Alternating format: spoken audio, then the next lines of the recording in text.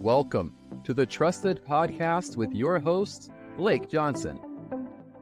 In each episode, Blake interviews professionals in different areas of life that you need a trusted source of information, including trust and estate planning. You can find this show on all the major platforms, including YouTube, LinkedIn, Facebook, Apple Podcasts, Spotify, and on our website, trustedepa.com. Now, here's the host of Trusted Podcast, Blake Johnson. Hello and welcome everyone to the Trusted Podcast. It's so great to be with you today. I've got another exciting episode. We are going to be talking with Colleen, and she is actually my personal coach with Strategic Coach, and we're going to be talking about how you can hire a coach and what that looks like, things you should look for. So Colleen, thanks for being on the show with us today. Oh, I'm excited. I love the conversation of coaching, Yes, it's something that gets me fired up. The first time I went to go hire a coach, it was early 2019, and I was still partners with my dad at the time, and he found out I hired a coach. And he goes, "Why do you want to hire a coach? Like, what's the point?" And I was like, "Well, I want to grow. I want to get this beyond me." And then he asks, "Why do you want to grow?" And I'm like, I don't comprehend that question. Like, it just doesn't fit with me. No. But the thing I love about that led us to the conversation of like, okay, we aren't a great fit as partners. And so we were able to get ahead of that before it became an issue. So I was always glad just to have a coach, even just for that alone was worth every penny that I paid. And so I've been continuing upgrading coaches as I've gone along, and now with Strategic Coach, and happy to talk to you about that. So give me a little bit of background about you and how you got into coaching, and what your experience has been. Okay. So first, the coaching started because I was in a coaching program. Blake, one of the things you and I have so in common is we know that if we want to get better, we have coaches. Professional athletes, think about it. They have golfers, putting coaches, driving coaches, health and fitness, you with all your exercise, triathlons, is that right? Just different races. I've done triathlons, Spartans, all the stuff. Yeah, right. You doing it without having coaches for all different things, you just can't get to that highest level. And as you said with your dad, you wanted to grow. And for me, I started as an entrepreneur. I had a 3-year-old. I had gone through a divorce. I ended up with full custody of my son, and I needed something flexible. And somebody said, "Oh, you're really good at math. Why don't you do this thing called financial planning?" Which I don't know that I realized that I was starting my own firm at the time. Many of us start that way. I don't know as much now, but in there. And what I noticed was the first year I made $14,000, qualified for earned income. I was just trying to survive. But around me, people who I respected and trusted, I saw them going bigger and bigger, and not necessarily their firms, but bigger and bigger in their lives, which I think is a big distinction, is their lives expanded, not just their net worth, but their time with their kids expanded, their happiness expanded, what they were doing with their work they really enjoyed. And I found out that many of those people were in a program called Strategic Coach. So that was one of my things, was how quick can I get in it? And it has income qualifications. How quick can I get in it? And then when I was in it, I was like, "Oh, I want to coach this." And it has always been on the side of my financial planning firm, which, as you know, I sold in 2020, and have 3 other companies. But it was always something that I loved to do. I do think, Blake, you and I have talked about this. I think most of us, and maybe all of us, really are coaches. We coach our kids, we coach our partners, or not. we coach our employees, we coach our other partners. It is how we are in the world, right? Because if we are growing, we're probably in a leadership position and people are watching us. So it's not, I always say it's not what you say. They always watch your feet. They watch your feet. And I think coaching is just specifically, there's all kinds of different types of coaches, but to broaden that view, I think all of us are really coaching in some way or another. Okay. Yeah. Awesome. That leads to a good point where you said, their lives expanded. That's a big reason why I got in and wanted to coach, is how can I go and do that other stuff? So outside of, the work, what is something really interesting that you do that most people wouldn't expect to know about you? Oh, well, I have a place in Nova Scotia, a little, in a rural, I live in Dallas, Texas, and go there, it's very rural. It's 5,000 people in the town. It does happen to have a college town. So when the students are in, there are 10,000 total people as opposed to Dallas, Texas, a whole different world and a whole different thing. So part of my learning as an adult has been doing all these outside activities that I didn't necessarily have time to. I did do Boy Scouts when my son was in Scouts because, camping in the dirt, but kayaking and paddle and hiking and water skiing, not snow skiing, but snowshoeing and cross country, all those things. Those are all new things for me as a empty nester, so to speak. Yeah. Okay. So did you earn your Eagle Scout? Yeah. That's what my mom always says. I have two brothers. My mom says she earned 3 Eagle Scout awards. I agree. There's all these stats about Eagle Scouts, and I do believe the young men who have Eagle Scouts, they are pretty incredible. But I really think the main thing behind them is their parents.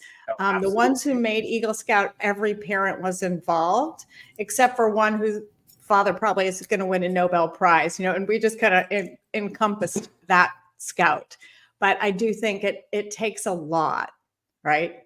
Yes, yeah. 3. I like your mom. On that. Yeah, no, she was a big help, and that scouting program definitely helped me along the way. Yeah. Okay, we talked about this a little bit. If you want to expand a little bit more on why you do coaching and what motivates you with that, what's the purpose? For me, I think it's a waterfall impact.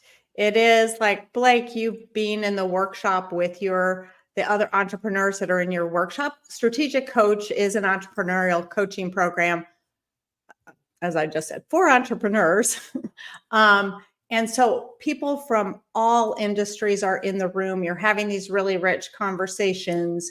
And then you go out and you impact your team and you impact your clients and you impact your family and you impact your community.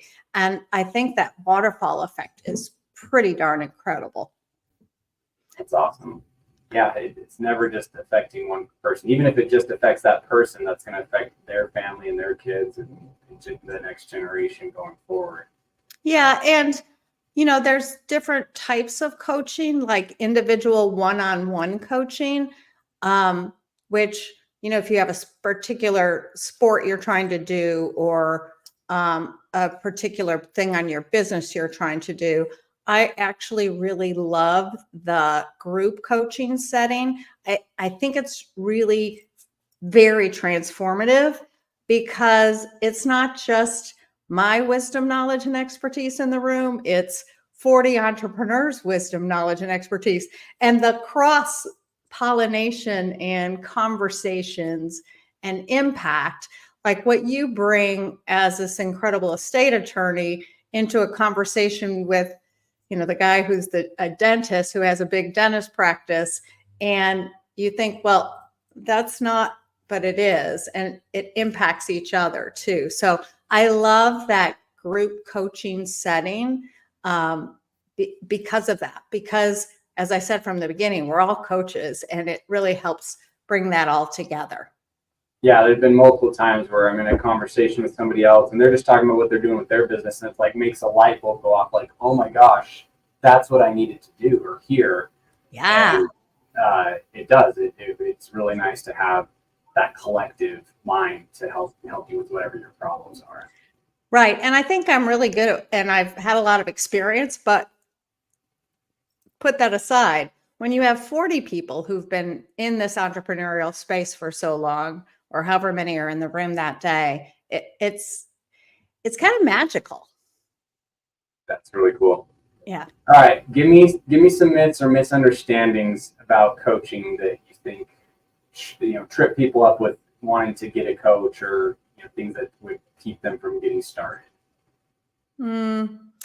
Well, somebody told me last week that only losers get coaches. Oh, geez. I was like, like, have you met any star athlete? I was like, you've got to be kidding me.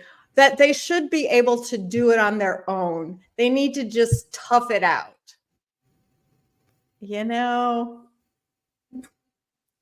So that's the biggest. I don't think I'm going to help somebody with that mindset.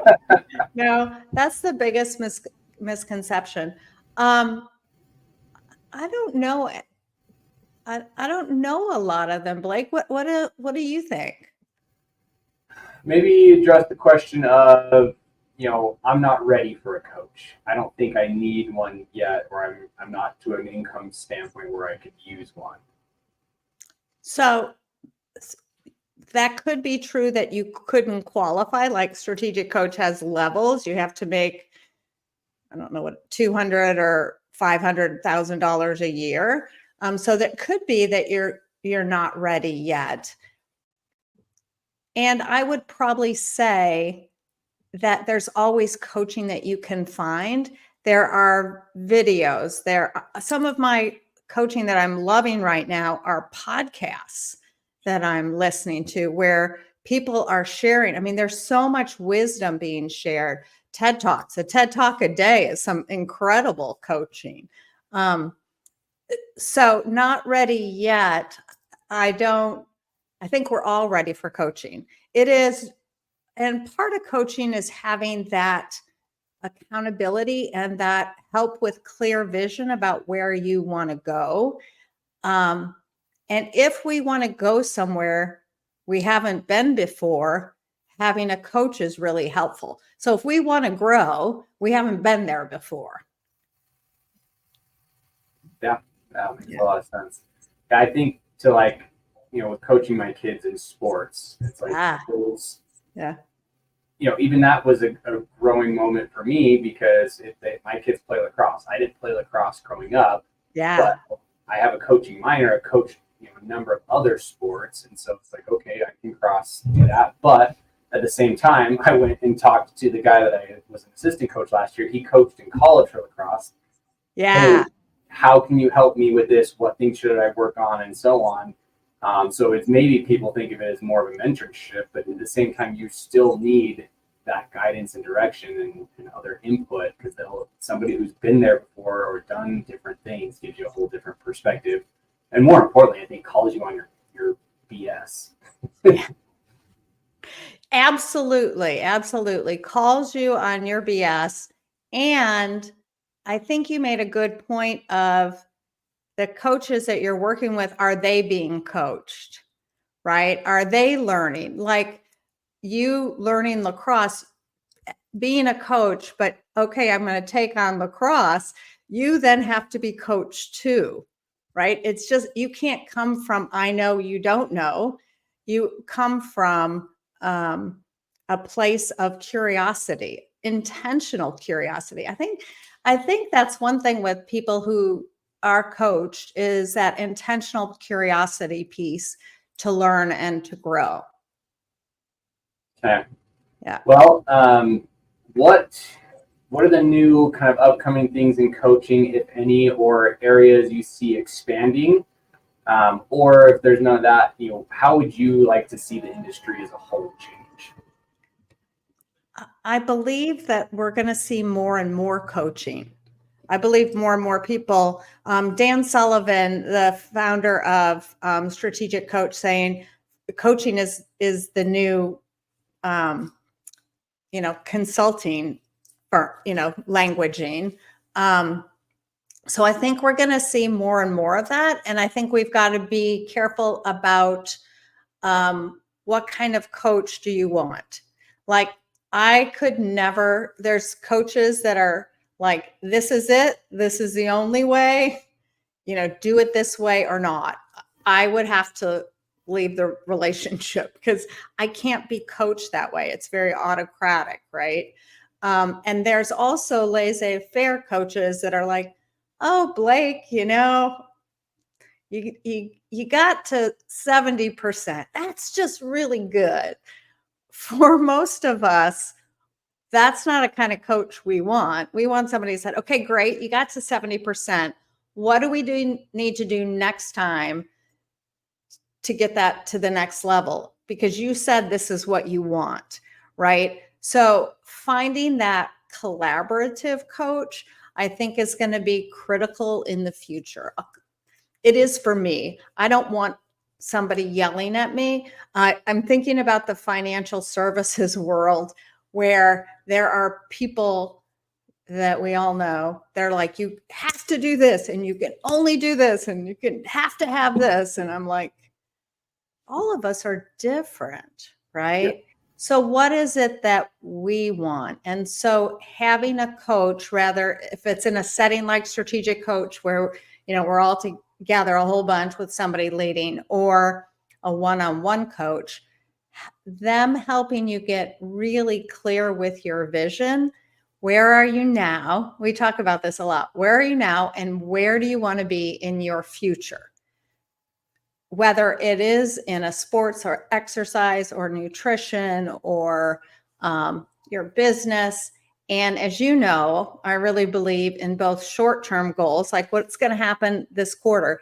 But first, we got to start, where do we want to be in the future? Like 3 years from today, 5 years from today, and then back it in and say, okay, what do I need to do in the next 90 days to take steps toward that?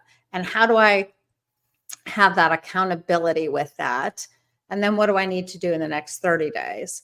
And for me and my team, we back that into what 3 criticals, no matter what, need to get done today. Because we all think we're so busy, and we are busy, but I think busy can also be an excuse. Mm-hmm. So having that vision, having that accountability, having someone coaching you who focuses on your strengths, not your weaknesses. We've said this before, what they said about focus on your weaknesses. No, focus on your strengths and delegate your weaknesses. Delegate it to that somebody else's strength, like organization. No, not in my bailiwick at all. But I have some great team members who are so organized. I love it. Right? Yeah, it makes a huge difference. So, it leads right into my next question, which is, what should people do before they go to a coach or find a coach? I got from that one is, figure out what kind of coach you want, whether that's group, one-on-one, that stuff, but also what kind of personality coach do you want? Do you want somebody to say, hey, do this, this, and this, and you don't have to think about it? Okay, great, that works for some people. So I think you need to do some self-reflecting there. Outside of those 2 things, what else should somebody do prior to joining a coaching program? Find out if they have anybody that has been in there that they know, or look, do some dives on their website and information about them. And also know what you just said, Blake, sparked me. I have a Pilates coach. When I go in there at 5 o'clock or 6 o'clock in the morning, I don't want her to collaborate with me on it. I want her to tell me what to do, right? So I'm going to take it back and say I don't work well with that. I do work well with certain things that I want, right? For like fitness, I don't want to have to try to think about all those things. I want somebody to tell me what to do who's an expert, and I'll be there but the accountability piece is really important. So hiring somebody and paying someone for that.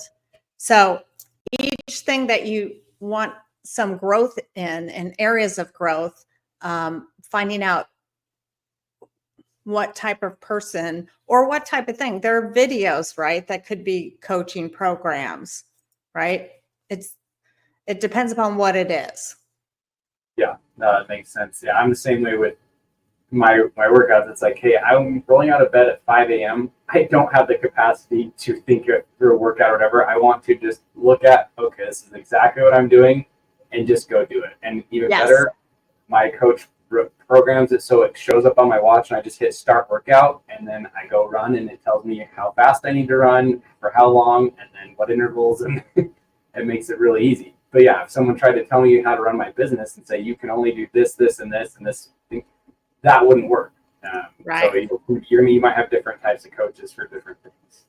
Yes, yes. And I think for our businesses as entrepreneurs, being able to spend the time away from our business, working on our business instead of in our business, that expansion is really, really helpful.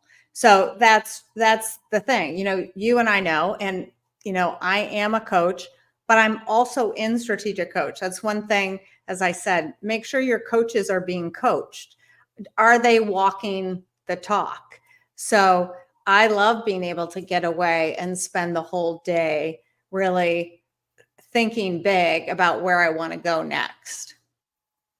Yeah, it's really interesting. I remember the first time I went to strategic coach, there was a few people in there who were coaches themselves for their own program. Yeah. And I'm thinking, that seems like how would they let those people in here?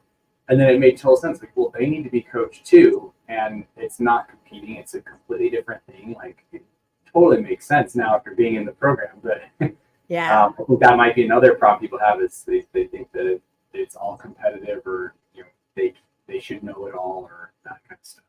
Yeah, really good point, especially if it's in like a group setting. We in coach have, a bunch of people that are in real estate, or a bunch of people are in financial services, so if they're worried about competition, that can, put them on the back foot. But really, the only competition you have when you're focused on your strengths is other client experiences. I'm in Dallas. There's a lot of financial advisors in Dallas. I've never felt like I was competition with any financial advisor in Dallas. What I felt like I was in competition with was the experience at Neiman's or the Four Seasons or things like that, right? That our clients were having those experiences. That's my competition. It's not other people in my industry. Gotcha. Yeah, a lot of good nuggets in here today. So hopefully everybody's able to pause and take some notes there. And I'm just had thought. So the next question is, I always try to see like, okay, how can we relate this back to estate planning? And I'm just like, well, that's, as you said earlier, coaching is the new consulting. So you have your CPA is coaching you on taxes, and your estate planner is coaching you on how to find your estate, and your financial advisors coaching you on how to handle your finances. And I think that's a great way of looking at of coaching as well. You should have coaches in multiple aspects. It's just you might call them something else. You already have a coach in different areas. Right. And having one, and actually I'm updating my estate plan right now, so we can talk about that. No, we can't talk about that. But there are people that are just like, okay, here are the forms, those attorneys, and there are a lot of them. And there are people like you, Blake, that ask questions about, okay, where is it? Where are you now? Okay, that's pretty easy to figure that piece out. But where do you want to be in your future? What happens if you get hit by I always used to say, the truck, and somebody said, no, it's a beer truck. What happens if you get, hit by the beer truck leaving or whatever? it's different for each person, right? We have a blended family that adds other things. And if our estate attorney isn't asking questions about our future, which is coaching, you're guiding us, you're leading us, all the wisdom, knowledge, and expertise about the trust to be created and things like that they don't really matter unless you know where the client wants to go.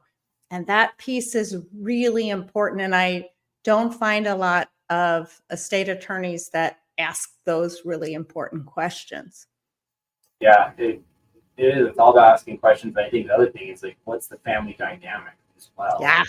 Is that something like, yeah, I can do this, this, and this, but is your family going to get along? No. Okay, well, then this plan does not work for that. We need to set up different parameters based off of what's going on within the family. Yeah, it is. It is a love letter to your family. It is it is really the living legacy now and for the future if you're doing that work. Yeah. Yeah, I mean that's a great thing for me to take away today. Like, oh, I gotta look at myself more as a coach. Okay, so what does that mean? How does that change how I approach things moving forward? So thank you for that. You're welcome. And one of the things, Blake, when you get to the place where you are and where a lot of your audience is, your stuff, right? That's table stakes.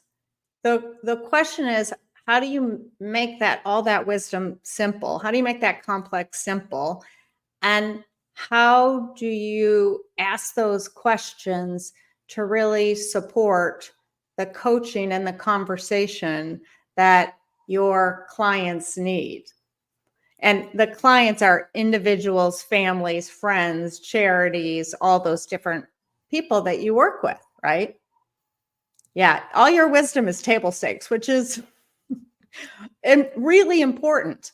And it's that next level, which is the coaching part. Yeah, and that's what distinguishes you for anyone in their profession. It's like, yeah, there's plenty of people who know they went to school or they got the training, but how do they implement it and make it so other people can understand? Yeah. Yeah, I think that's the key there. Yep. All right. Best advice you've ever been given, whether personally or professionally? Early in my career, when I was doing like $2,000 IRAs, I had an individual who was worth probably $30 million go up in the elevator with me and I was meeting one of his employees, and he was carrying Diet Coke. And I was like, and I was thinking I'm going to try to get him as a client. Yeah. But I was like, why are you bringing in Diet Cokes? You have a Coke machine in the employee cafeteria, and he's like, very seriously, he says, Colleen, you can have what you want. You just can't have everything you want. And he gets off the elevator. And for like 6 months, it just really pissed me off because I wanted everything I wanted. And so when I saw him about 6 months later, he said, I said, that really pissed me off. He said, you know what? You have a little boy. You're going to get to decide what is it that you really want. Do you want to put money away for college, or do you want $300 pairs of shoes? Do you want, a home with this, and this, or do you want to rent? You get to make decisions. So you can have exactly what you want. You just can't have everything. You can't have college and $300 shoes and, a huge house and the newest car. And that transformed my thinking, because like what we were talking about, you've got to get really clear about your vision. Like, I want to be healthy, but I'd really like that Snickers. And I really would. But what is it I really want? And focus on that. So I think that was the best. That's the best. Yeah, it comes back to having your vision. What is it? What is your big picture vision of what you really want? Okay, best advice you would give a about coaching to the average listener? Get one. Get many, and broaden your perspective about what coaching is. Podcast, like I've said, all those different things. TEDx's, books. I'm a huge reader of books. I learn things, whether they're fiction or nonfiction, any of these things. It all integrates in, and it weaves its way into whatever it is you're doing. That unlimited curiosity. Stay curious. Awesome. Well, thank you so much, Colleen, for joining the Trusted Podcast today. Really appreciate your wisdom and talents with that. And I just echo that. Colleen's been a great coach for me. Strategic coach has helped me a ton. And so, anyone out there who wants to talk about coaching, please reach out. We're happy to talk about that. That's all the time we have for today. So we will end the show there, and we'll see you next time. Thanks, Blake. It was great. You've been listening in to the Trusted Podcast with your host, Blake Johnson. You can find this show on all the major platforms, including YouTube, LinkedIn, Facebook, Apple Podcasts, Spotify, and on our website, trustedepa.com. Thank you for your positive reviews, comments, questions, and for sharing this show with others. Please subscribe to make sure you are notified each time a new episode is released each week.